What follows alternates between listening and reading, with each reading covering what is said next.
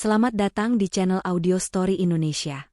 Jangan lupa like, komen, dan subscribe untuk mengetahui episode selanjutnya. Kisah kali ini menceritakan tentang Raka yang dicurigai mencuri suatu barang berharga di desa dan dipaksa untuk melakukan sumpah pocong.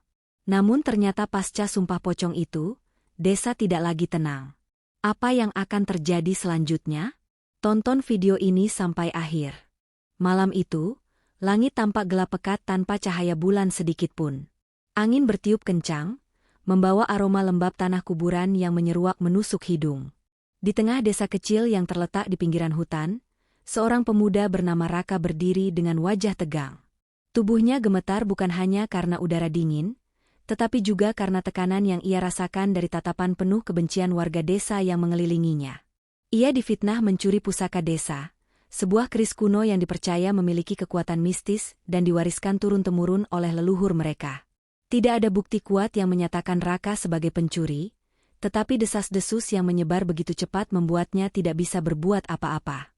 Setiap orang menudingnya, bahkan sahabatnya sendiri, Bayu, tampak ragu. "Aku tidak mencuri apapun." Suara Raka bergetar, berusaha menahan amarah dan rasa takut yang bercampur menjadi satu. Namun, warga desa tidak percaya. Mereka meminta kepala desa, Pak Surya, untuk memberi keputusan.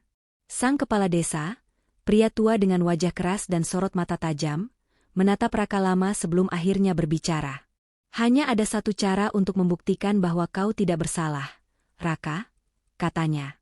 "Jika kau berani, lakukan sumpah pocong di kuburan desa." Sekejap, suasana menjadi semakin mencekam. Beberapa warga saling berpandangan, sementara beberapa yang lain berbisik takut. Sumpah pocong bukan hal yang bisa dianggap remeh. Itu bukan sekadar janji biasa, melainkan janji yang dibuat di hadapan Tuhan dan arwah-arwah penasaran.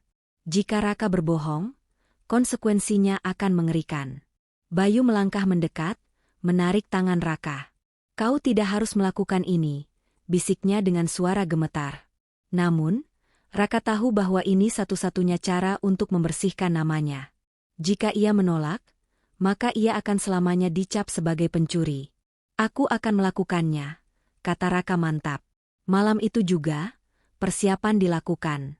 Para tetua desa, kepala desa, dan beberapa saksi berkumpul di kuburan tua yang terletak di ujung desa.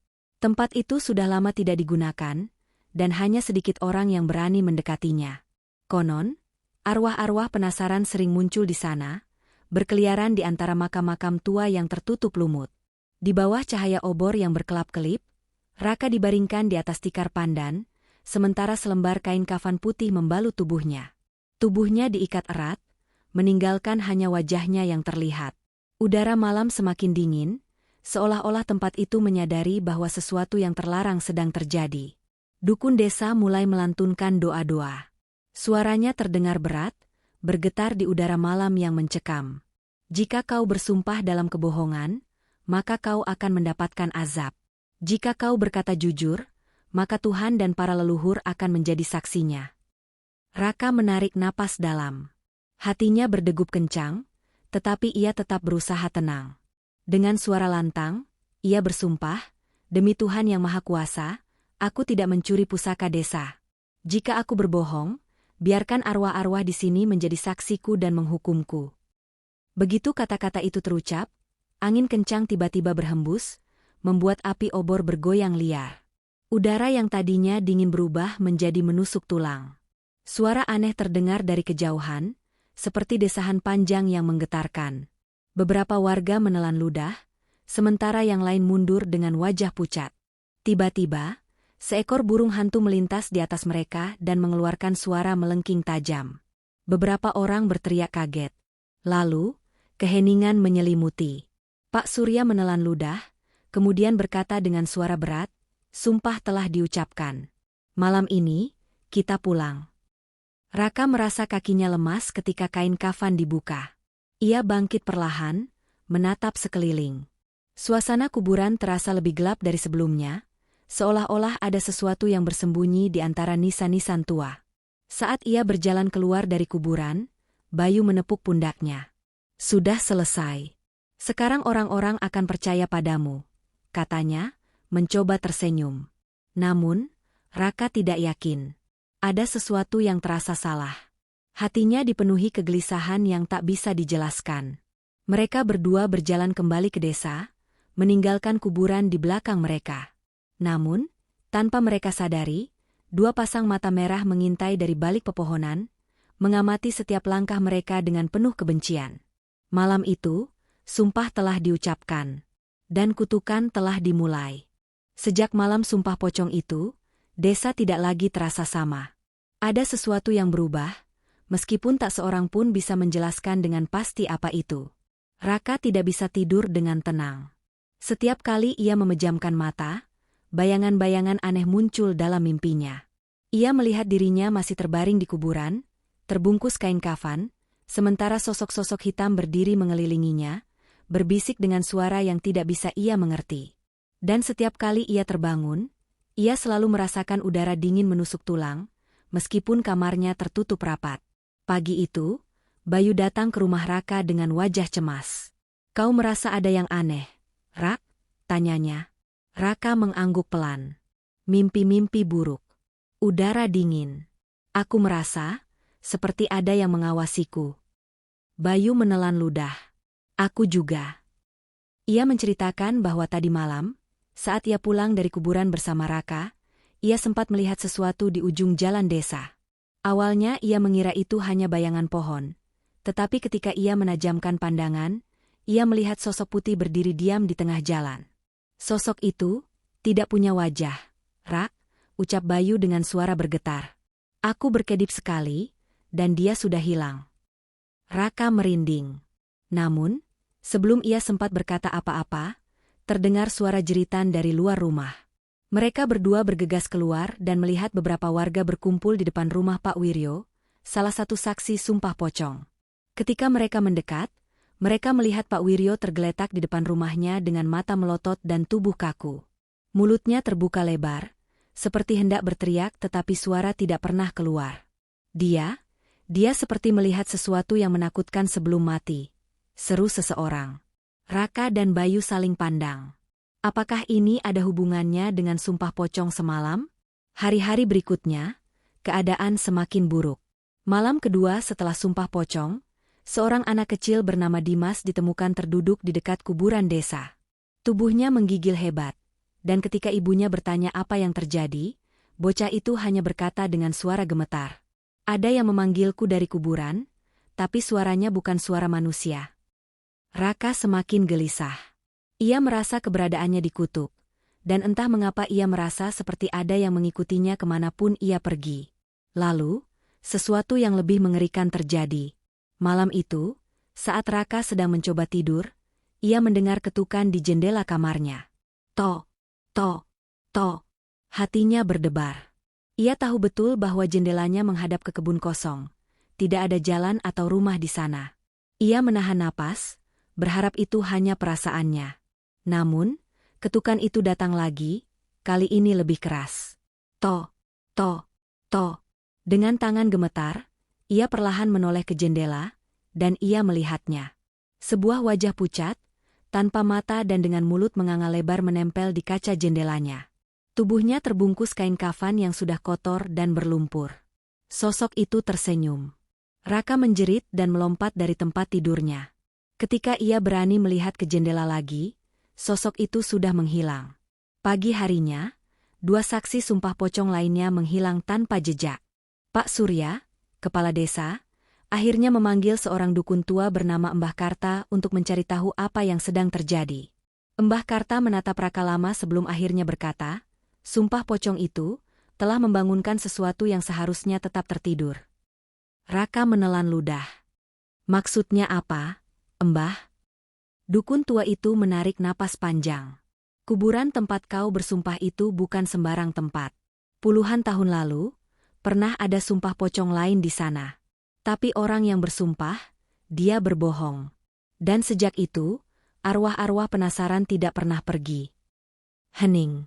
Semua orang menatap Raka dengan sorot takut. "Apakah kau benar-benar tidak mencuri pusaka itu?" tanya Mbah Karta tajam. Raka menggeleng dengan cepat. "Aku bersumpah. Aku tidak mencurinya." Namun, jauh di dalam hatinya, ia mulai ragu. Jika ia tidak bersalah, mengapa kutukan ini terjadi? Malam semakin mencekam di desa. Kematian misterius Pak Wiryo, hilangnya 2 saksi sumpah pocong, dan teror yang dialami beberapa warga membuat ketakutan menjalar seperti wabah. Tidak ada yang berani keluar rumah setelah matahari terbenam. Namun, bagi Raka, tidur bukan lagi pilihan. Ia tidak hanya dihantui oleh mimpi buruk tentang sosok berkafan dengan wajah rusak, tetapi kini, gangguan itu terasa lebih nyata. Setiap malam, ia merasakan keberadaan sesuatu di kamarnya. Terkadang hanya suara langkah samar di luar jendela, terkadang bisikan yang memanggil namanya dari sudut-sudut gelap ruangan.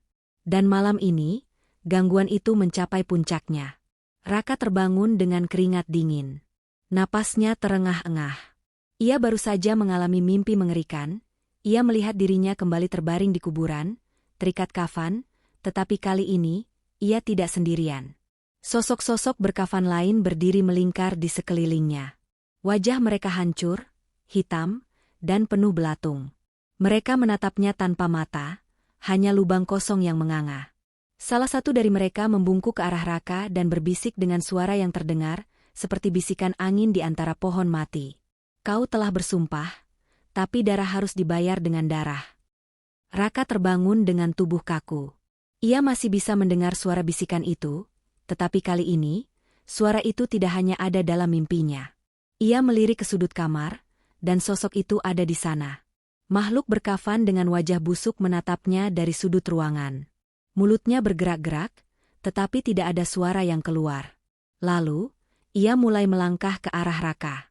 Raka ingin berteriak, tetapi tenggorokannya terasa tercekat. Ia mencoba bergerak, tetapi tubuhnya terasa lumpuh. Dan saat makhluk itu hampir menyentuhnya. Tok, tok, tok.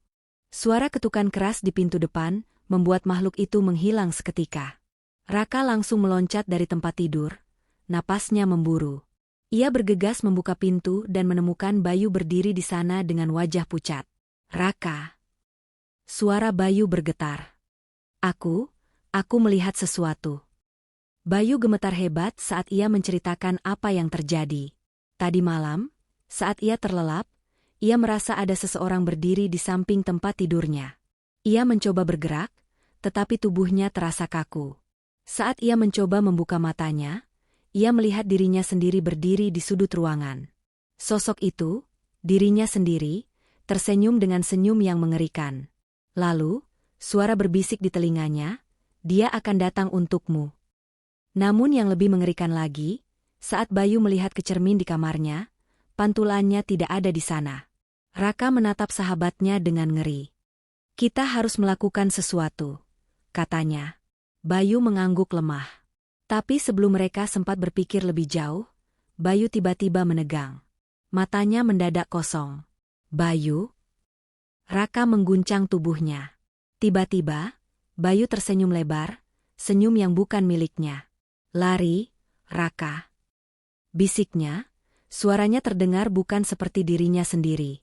Lalu, tubuhnya tersentak keras dan ia mulai tertawa dengan suara berat dan serak. Dia, sudah, datang. Raka mundur selangkah. Sahabatnya telah kerasukan.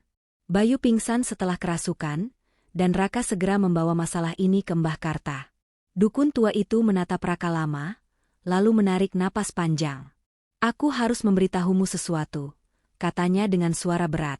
Mbah Karta mengajak Raka ke sebuah gubuk tua di pinggir desa. Di dalamnya, ada sebuah kotak kayu yang sudah berdebu. Ini adalah catatan lama tentang kejadian sumpah pocong yang pernah terjadi di desa ini puluhan tahun lalu, ujar Mbah Karta. Raka membaca catatan itu dengan tangan gemetar. Puluhan tahun lalu, seorang pemuda bernama Surono dituduh mencuri pusaka desa. Ia bersumpah pocong, sama seperti Raka. Namun ternyata, Surono berbohong. Dan setelah sumpah itu, satu persatu orang yang menyaksikan sumpahnya menghilang atau mati secara misterius. Apa yang terjadi pada Surono? Tanya Raka dengan suara serak. Mbah Karta menatapnya tajam. Dia menghilang. Tidak ada yang pernah menemukannya. Raka menelan ludah. Maksudnya, dia tidak mati. Mbah Karta menggeleng pelan. Tidak ada yang tahu pasti. Tapi sejak itu, desa ini dikutuk. Dan sekarang, kau mungkin telah membangunkan sesuatu yang seharusnya tetap tertidur. Raka merasa dunia berputar. Jadi, ini bukan pertama kalinya hal ini terjadi, tapi ada satu pertanyaan yang lebih mengerikan yang terus menghantuinya. Jika Surono menghilang, lalu siapa yang menuntut balas sekarang? Malam kembali turun di desa, membawa hawa dingin yang lebih menusuk dari biasanya. Raka duduk di beranda rumahnya, menatap jalanan sepi yang diterangi lampu minyak. Bayu masih belum sadarkan diri setelah kerasukan tadi siang. Kutukan ini semakin nyata, semakin dekat. Mbah Karta sudah memperingatkannya, ada sesuatu yang bangkit akibat sumpah pocong itu. Tapi yang belum bisa ia pahami adalah, kenapa? Ia tidak berbohong saat bersumpah. Ia benar-benar tidak mencuri pusaka desa. Tapi jika kutukan ini hanya terjadi pada orang yang berbohong, kenapa teror itu tetap menghantuinya? Tak bisa tinggal diam, Raka memutuskan untuk pergi ke kuburan desa, tempat ia bersumpah. Hatinya berdebar saat melangkah di jalan setapak yang sepi. Pepohonan tua di sekitar kuburan tampak lebih gelap dari biasanya, dan udara di sekitarnya seperti mati. Ia berdiri di tengah pemakaman, tepat di tempat ia dulu berbaring dengan kain kafan membungkus tubuhnya. Dan di saat itulah ia mendengarnya. Raka. Suara lirih itu bergema di udara malam, seolah berasal dari tanah di bawah kakinya. Raka. Darahnya berdesir. Ia menoleh ke sekeliling, tetapi tidak ada siapapun. Lalu, sesuatu bergerak di pinggir kuburan. Tanah mulai berguncang, seakan ada sesuatu yang berusaha keluar dari dalamnya. Raka mundur dengan napas memburu. Lalu, di bawah sinar bulan yang samar, ia melihatnya. Sebuah tangan pucat keluar dari tanah yang retak, diikuti oleh kepala yang terbungkus kafan kotor. Raka ingin lari, tetapi tubuhnya seakan terpaku. Sosok itu bangkit perlahan dari kuburnya, lalu menatapnya dengan wajah kosong. Tanpa mata, hanya lubang hitam yang menganga. Kau telah bersumpah, dan kau telah memanggilku kembali. Suara itu bukan suara manusia. Itu suara yang datang dari dalam tanah, dari dunia lain.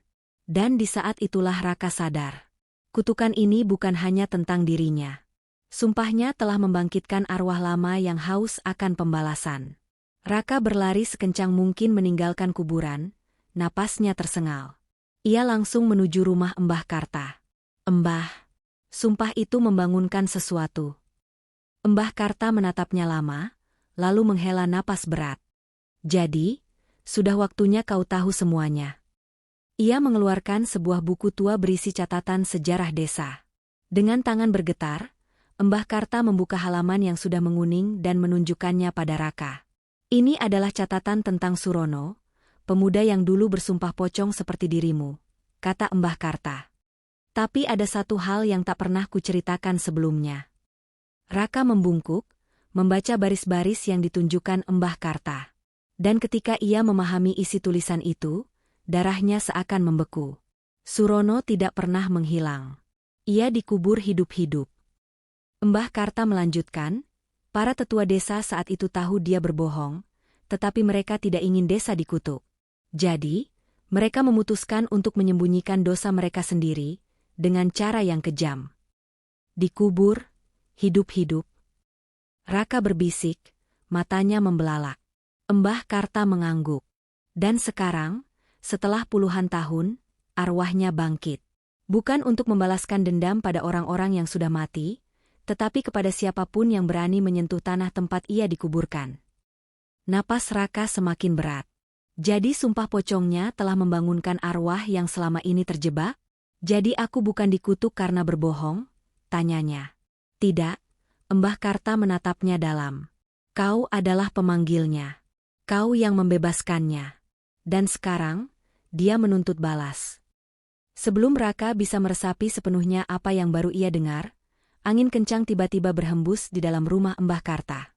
Jendela dan pintu bergetar keras, lampu minyak berkedip-kedip, dan udara di dalam ruangan tiba-tiba terasa menyesakan.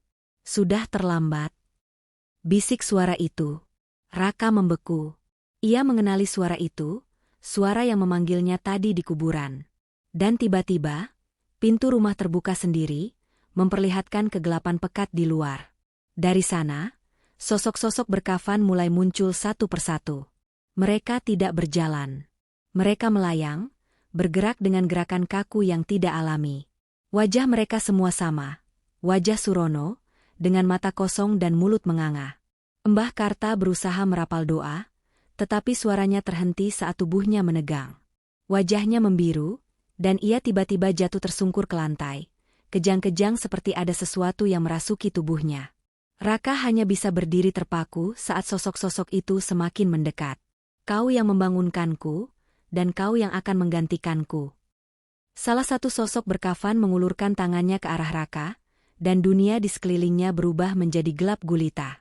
Yang terdengar hanya suara bisikan dari dunia orang mati. Kegelapan menyelimuti Raka. Ia tidak tahu apakah dirinya masih berada di rumah Mbah Karta, atau sudah terseret ke dalam dunia lain.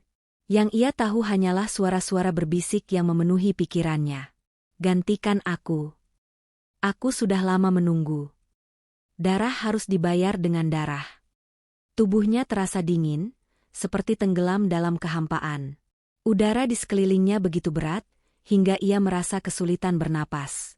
Lalu, samar-samar, ia mulai melihat sesuatu. Sosok-sosok berkafan melayang di sekelilingnya, wajah mereka hitam berlubang, hanya menyisakan bekas luka menganga. Dan di tengah kegelapan itu, satu sosok berdiri lebih tinggi dari yang lain. Surono. Matanya kosong, tubuhnya kurus dengan kain kafan yang sudah hampir membusuk. Ia menatap Raka dengan kepala sedikit miring, seperti tengah menilai seseorang yang akan dijatuhi hukuman. Kau telah membangunkanku. Sekarang kau harus membayar. Tiba-tiba, Raka merasakan sesuatu mencengkeram kakinya. Ia melihat ke bawah dan terkejut. Tanah hitam mulai menelan tubuhnya, menariknya ke dalam kegelapan. Tidak. Raka memberontak, berusaha melepaskan diri, tetapi semakin ia melawan, semakin dalam ia terseret. Suara tawa pelan terdengar di sekelilingnya. Ia tahu ini bukan hanya sekadar mimpi atau penglihatan. Ini adalah akhir baginya. Di saat semua terasa hancur, sebuah suara lain terdengar di kejauhan. Suara familiar yang membuat jantung Raka berdetak lebih cepat.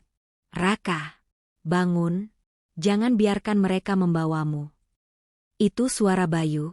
Dalam sekejap, Raka kembali sadar. Ia tidak berada dalam dunia lain, ia masih di rumah Mbah Karta. Ia melihat Bayu mengguncang tubuhnya dengan wajah panik, sementara Mbah Karta berdiri di sudut ruangan, merapal mantra dengan suara bergetar. Namun, mereka tidak sendirian. Sosok Surono dan para hantu kafan masih ada di sana. Mbah, bagaimana cara menghentikan ini? Bayu berteriak. Mbah Karta tidak menjawab. Wajahnya penuh keringat, matanya penuh ketakutan. Hanya ada satu cara. Suaranya nyaris seperti bisikan. Raka menelan ludah. Apa itu? Dukun tua itu menatapnya dalam-dalam sebelum menjawab, kau harus menggali kuburan Surono, dan mengakhiri dendamnya. Tanpa membuang waktu, mereka bertiga berlari ke kuburan desa. Udara malam semakin dingin, dan angin berdesir seakan berbisik, memperingatkan mereka agar tidak melanjutkan ini. Sesampainya di kuburan, Mbah Karta menunjuk sebuah gundukan tanah tua yang tertutup lumut. Ini dia. Raka dan Bayu segera mengambil cangkul yang sudah mereka bawa, mulai menggali dengan tangan gemetar. Tanah terasa lebih berat dari biasanya, seolah sesuatu tidak ingin mereka menggali lebih dalam. Tiba-tiba, jeritan melengking terdengar dari balik pohon-pohon kuburan. Bayu menoleh dan langsung pucat pasi. Sosok-sosok berkafan semakin banyak bermunculan. Mereka bergerak semakin dekat, mata hitam kosong mereka menatap tajam ke arah Raka. Mereka tidak akan membiarkan kita menyelesaikan ini, teriak Bayu. Raka menggali semakin cepat. Tangannya berdarah, tubuhnya gemetar, tetapi ia tidak bisa berhenti. Ia tahu, ini satu-satunya cara untuk menghentikan semua ini. Lalu, cangkulnya mengenai sesuatu yang keras. Peti kayu tua. Mbah Karta bergegas mengeluarkan botol kecil berisi air kembang 7 rupa, dan menumpahkannya ke atas peti. Raka, buka petinya. Dengan tangan gemetar, Raka menarik papan kayu yang sudah lapuk itu. Di dalamnya, tubuh Surono masih utuh. Kulitnya hitam, matanya terbuka lebar, seperti seseorang yang telah mati dengan penuh penderitaan. Namun, bibirnya menyeringai tipis, seolah ia tahu seseorang akan datang menemuinya suatu hari nanti. Raka merasakan tubuhnya melemah. Inikah yang menyebabkan kutukan ini? Mbah Karta segera menarik sebilah pisau kecil dan menyerahkannya pada Raka. Kau harus memotong ikatan kafannya. Itu yang mengikat jiwanya di dunia ini. Raka menelan ludah. Dengan tangan gemetar, ia mulai memotong tali yang mengikat tubuh Surono. Begitu ikatan terakhir terlepas, teriakan keras mengguncang udara. Tanah di sekeliling mereka bergetar, angin berputar-putar, dan sosok-sosok berkafan menjerit kesakitan sebelum menghilang satu persatu. Surono menatap Raka untuk terakhir kalinya, dan perlahan, tubuhnya mulai hancur menjadi abu, terangkat oleh angin malam. Dan seketika, semuanya menjadi hening. Kutukan itu telah berakhir. Beberapa hari setelah kejadian itu, desa mulai kembali normal. Tidak ada lagi suara bisikan, tidak ada lagi sosok berkafan yang muncul di malam hari. Namun, bagi Raka, semuanya tidak akan pernah sama lagi. Setiap malam, ia masih bisa merasakan sesuatu mengawasinya dari kejauhan. Dan pada suatu malam, saat ia menatap jendela kamarnya, ia melihat pantulan wajah Surono. Tersenyum. Seolah memberi peringatan bahwa meskipun kutukan telah berakhir, dendam tidak pernah benar-benar mati. Terima kasih sudah menonton video ini. Sampai jumpa di video selanjutnya.